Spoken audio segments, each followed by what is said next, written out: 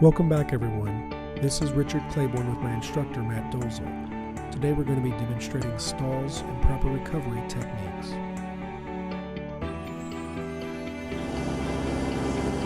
Okay, so here's how it's probably going to go on your check ride. He's probably going to have you go right into slow flight and then right into a power off stall. So I'm going to give you an example of how you can do this and get your day done with pretty quick. You're going to bring the power out, just like you had, about 18 or below 110. Notch your flaps in.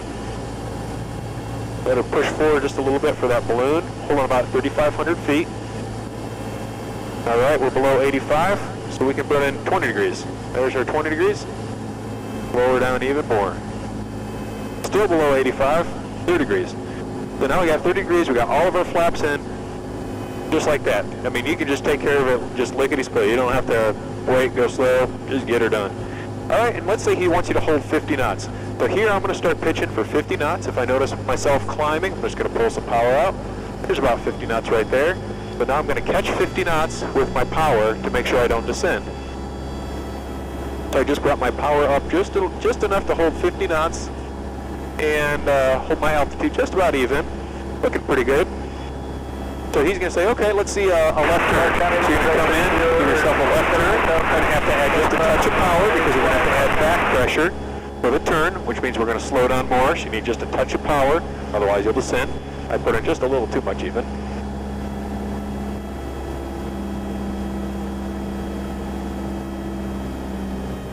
And coming around to south, we'll roll out here and still pitching for 50. And then he might tell you to do a right turn. We'll do the exact same thing, leading with a whole bunch more right rudder this time than left rudder the other way, just because we got the P factor to fight. We'll bring the nose down a little more.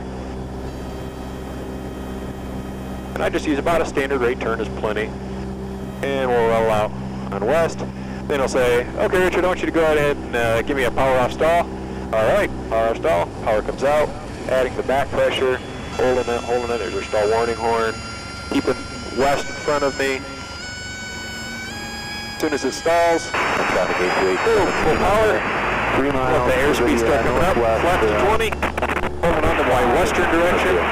Airspeed's coming up. Sync rate has subsided. Flaps to 20. I'm sorry, flaps out of 20 to 10. Keeping that airspeed at a climb speed, 60 to 65, just like a short field. See our altimeter's going up. VSI is verifying that we've got a positive rate of climb. And once we're at a safe altitude, flaps all the way out. And now we're just climbing out just like we normally would. And retrim. So there we have it. Okay. So that's how you can get done with slow flight, power on, power off stall, just like that. Real quick. What I will generally have you do after that is when you go from your go-around, get your flaps up to 10.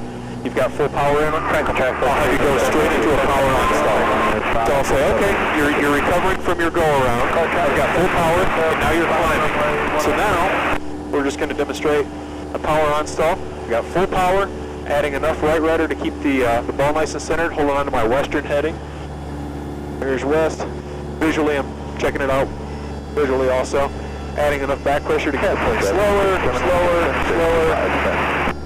hanging it off the prop.